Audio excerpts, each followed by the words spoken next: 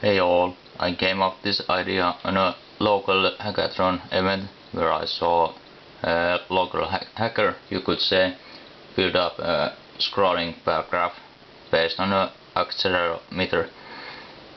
I plan to embed this screen on my car computer project, and here you can see that it responds quite rapidly. The sweep can be adjusted on code. This is now about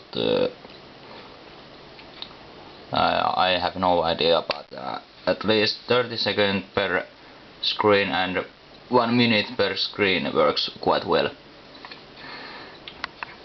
This works also on digital data also, but right now I tested just a potentiometer.